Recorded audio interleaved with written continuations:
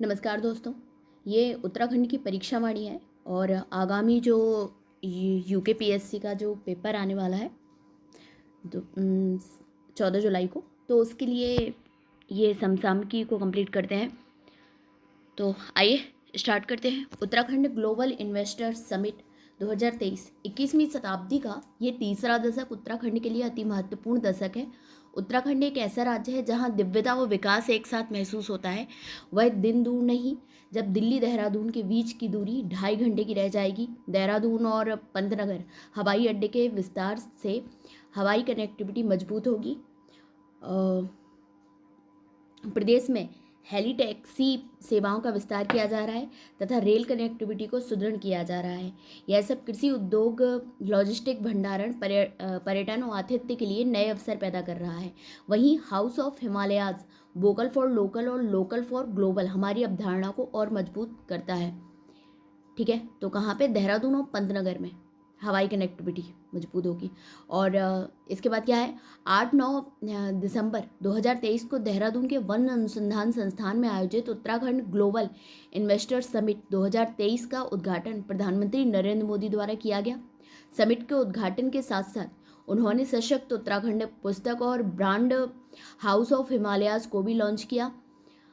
उल्लेखनीय है कि इस समिट में विभिन्न देशों के नेता, 15 देशों के राजदूत और 5,000 से अधिक प्रतिनिधियों ने हिस्सा लिया। इस समिट के परिछापयोगी प्रमुख तत्व अधोलिखित हैं। यथा सम्मेलन का थीम क्या था? शांति से समृद्धि।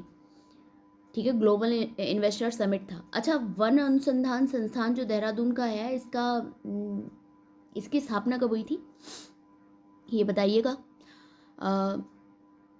फिर मैं बाद में बताती हूँ। डेस्टिनेशन उत्तराखंड का मुख्य उद्देश्य ग्रीन इकोनॉमी फॉर रोजगार के साथ इकोलॉजी और इकोनॉमी के समन्वय द्वारा राज्य का समग्र विकास करना है। उद्देश्य क्या है? ग्रीन इकोनॉमी और रोजगार के साथ इकोलॉजी एवं इकोनॉमी के समन्वय तथा राज्य का समग्र विकास करना है। इस ग्लोबल इन्वेस्टर समिट में 2.5 लाख करोड़ रुपए के निवेश प्रस्तावों को प्राप्त करने का लक्ष्य था, जिसके सापेक्ष निवेश के लिए 3.5 लाख करोड़ रुपए के MOU पर हस्ताक्षर किए गए हैं। अब तक 44,000 करोड़ रुपए के निवेश प्रस्तावों को धरातल पर उतारने का कार्य प्रारंभ हो चुका है। सरकार निवेश के जरिए राज्य में रोजगार सृजन और स्थानीय उत्पादों को बढ़ावा देने के लिए निरंतर कार्य कर रही है। निवेशकों के सुझावों के आधार पर 27 नई नीतियां तैयार की गई हैं। उत्तराखंड ग्लोबल इन्वेस्टर समिट में राज्य सरकार ने जिन निवेशकों से निवेश के लिए MOU साइन किए हैं, उनमें प्रमुखता tourism, hospitality, Ayush, wellness, manufacturing, pharma, food processing, real estate, infra, pumped storage, green and renewable energy एवं ऑटोमोबाइल सेक्टर शामिल है। ठीक है, उत्तराखंड में निहित शिक्षा सामर्थ्य को संभालने के लिए इन्वेस्टर समिट के तहत विद्यालयी तकनीकों उच्च शिक्षा का द्वितीय सत्र निवेशकों के साथ आयोजित हुआ। मुख्यमंत्री शोध प्रस्तावन योजना के जरिए राज्य के उच्च शिक्षण संस्थाओं में शोध गतिविधियों को बढ़ावा देने के लिए शिक्षकों और शोधार्थियों को 18 लाख रुपए तक का शोध अनुदान दिया जा रहा है। कौन सी? मुख्यमंत्री शोध प्रोत्साहन योजना के जरिए क्या किया जा रहा है? उच्च शिक्षण संस्थाओं में शोध गतिविधियों को बढ़ावा देने के लिए 18 लाख रुपए।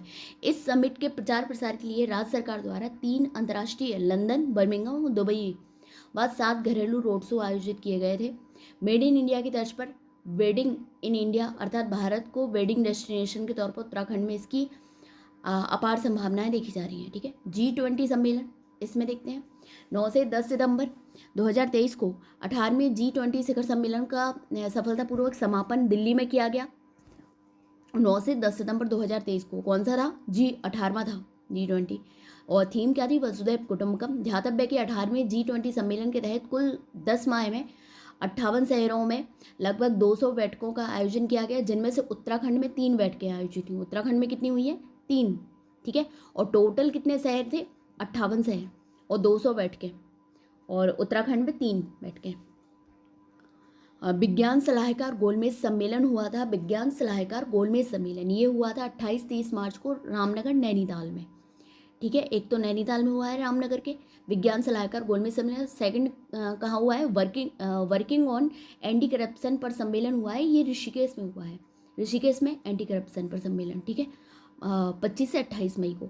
मार्च, फिर मई और फिर जून, वर्किंग ऑन इंफ्रास्ट्रक्चर पर सम्मेलन।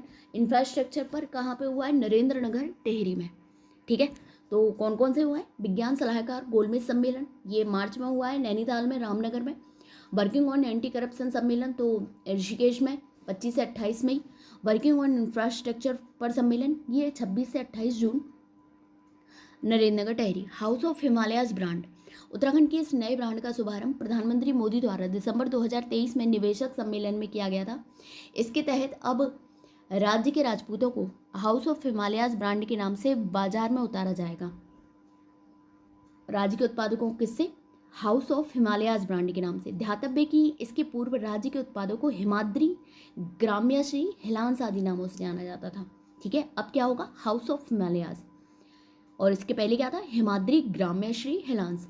क्लीन केदारनाथ प्रोजेक्ट, प्रसिद्ध तीर्थ स्थल केदारनाथ धाम जो कि रुद्रप्रयाग को है में है, को कचरा मुक्त बनाने हेतु प्रदेश सरकार एवं JSW फाउंडेशन ने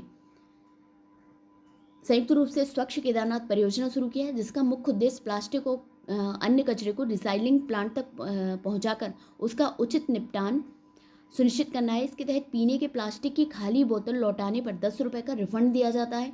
रिसाइकल तकनीकी में अनुभूति वेलफेयर फाउंडेशन की मदद कर रही है, ठीक है।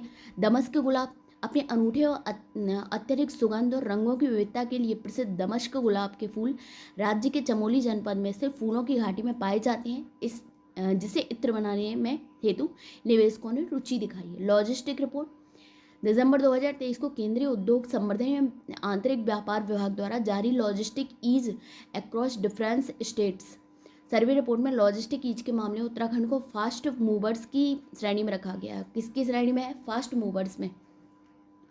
राज्य की यह श्रेणी निर्यात को बढ़ावा देने के लिए लॉजिस्टिक सुविधाओं के विस्तार में अच्छा प्रदर्शन करने के लिए मिला है। और लॉजिस्टिक की सुविधाएं में कौन कौन आएगा? सड़क, रेल, वेयरहाउस, कंटेनर डिपो आदि, ठीक है। उल्लेखनीय है 12 अक्टूबर 2022 को राज्य कैबिनेट की बैठक में उत्तराखंड लॉजिस्टिक नीति को मंजूरी दी गई थी। कब? 12 अक्टूबर 2022 को। राज्य का पहला सिग्नेचर ब्रिज, यह ऋषिकेश बद्रीनाथ हाईवे मार्ग पर नरकोटा रुद्रप्रयाग में उत्तराखंड के पहले सिग्नेचर ब्रिज का निर्माण ऑल वेदर रोड परियोजना के तहत 64 करोड़ रुपए की लागत से किया जा रहा है। 110 मीटर लंबे इस घुमावदार ब्रिज के मई 2024 तक पूर्ण होने का लक्ष्य रखा गया है। मल कीचड़ उपचार संयंत्र FSTP, तो राज्य के पहले मल कीचड़ उपचार संयंत्र का निर्माण ऊधम सिंह नगर के रुद्रपुर में अमृत प्रोग्राम के तहत दिसंबर 2023 में किया गया। 125 किलोमीटर प्रतिदिन की क्षमता वाले संयंत्र से जिले के स्थायी अपशिष्ट प्रबंधन को सुनिश्चित करने में सहायता मिलेगी। यह सौर ऊर्जा से संचालित संयंत्र है, ठीक है। कहाँ पे? ऊधम सिंह नगर के रुद्रपुर में।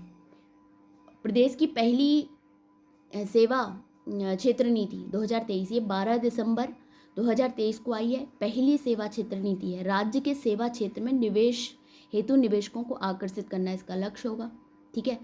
और क्या है इसमें लक्ष्य? क्या है? 20 लाख रोजगार का सृजन करना है व 10 लाख श्रमिकों का कौशल विकास करना है। क्षेत्र कौन कौन से होंगे? स्वास्थ्य, शिक्षा, film, media, wellness centre, sports, IT sector. Subsidy, किसी भी क्षेत्र में निवेश पर 25% पूंजी अनुदान है। न्यूनतम पूंजी निवेश कितना है? योग 50 करोड़, मैदानी क्षेत्र के लिए 25 करोड़, पहाड़ी के लिए। अगर स्कूल के लिए हम लोग कर रहे हैं कोई, तो उसके लिए न्यूनतम पूंजी निवेश है 50 करोड़ और मैदानी क्षेत्र के लिए, और 25 करोड़ है पहाड़ी के लिए। स्वास्थ्य के लिए कितना है? 200 करोड़, मैदानी क्षेत्र के लिए 25 करोड़, पहाड़ी के लिए। विश्वविद्यालय 50 करोड़, 25 करोड़ पहाड़ी के लिए। डेटा सेंटर 100 करोड़, मैदानी क्षेत्र के लिए 25 करोड़, पहाड़ी। और ओली को विश्व स्तरीय स्कीइंग सेंटर बनाना है, ये भी एक इसका उद्देश्य है, ठीक है। उत्तराखंड हेलीपैड व हेलीपोर्ट नीति 2023 4 दिसंबर 2023 को लाई गई है। प्रदेश में एयर कनेक्टिविटी बढ़ाने हेतु निजी भूमि पर हेलीपैड व हेलीपोर्ट बनाना।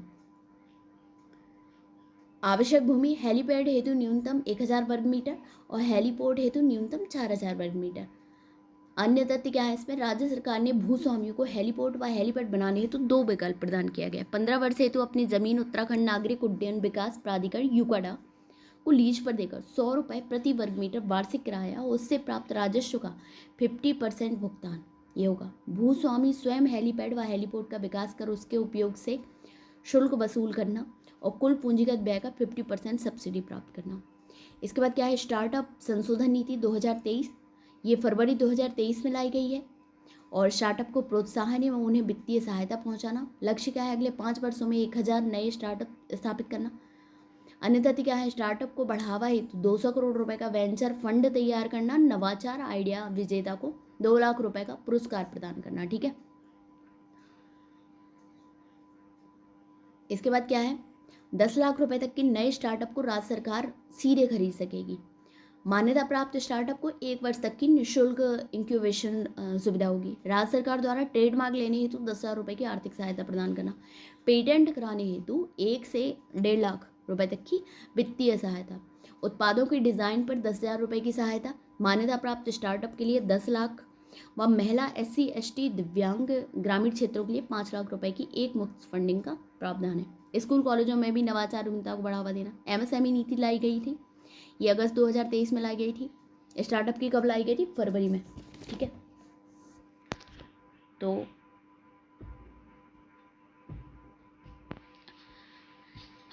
राज्य में MSME अर्थात सूक्ष्म लघु एवं मध्यम औद्योगिक निवेश को बढ़ावा और मुख्य रूप से पर्वतीय क्षेत्रों में निवेश हेतु प्रोत्साहन करना।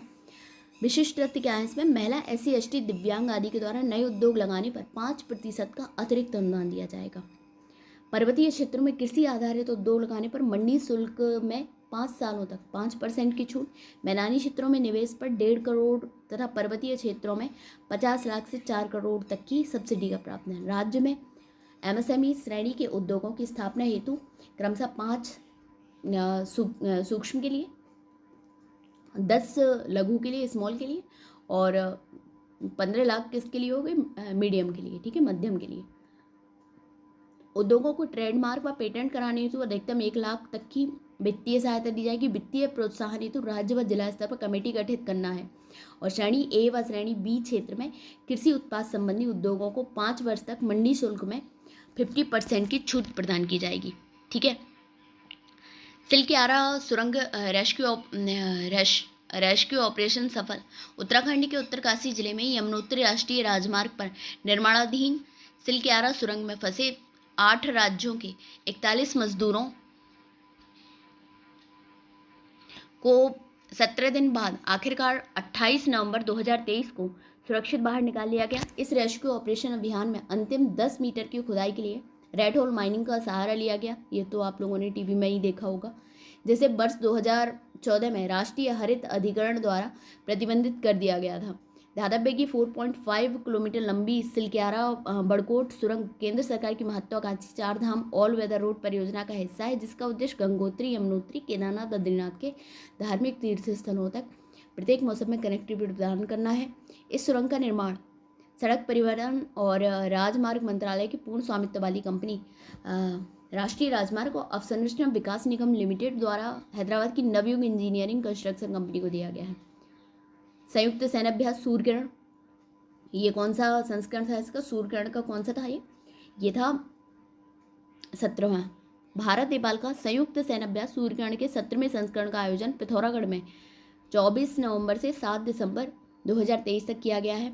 इस अभ्यास का उद्देश्य शांति स्थापना अभियानों पर संयुक्त राष्ट्र चार्टर के तहत जंगल युद्ध, पहाड़ी इलाकों में आतंकवाद विरोधी अभियानों और मानवीय सहायता और आपदा राहत में अंतर संचालनीयता को बढ़ाना है। ज्ञातव्य है कि सूर्यकिरण एक वार्षिक सैन्य अभ्यास है जिसकी शुरुआत वर्ष 2011 में वेरेंगटे में की गई थी। ठीक है, अच्छा, अंतर्राष्ट्रीय सीमा उत्तराखंड के कितने राज्य स्पर्श करते हैं अंतर्राष्ट्रीय सीमा से, तो 5 है। कौन कौन है, उत्तरकाशी हो जाएगा, चमोली हो जाएगा, पिथौरागढ़ हो जाएगा, चंपावत हो जाएगा, ऊधम सिंह नगर हो जाएगा।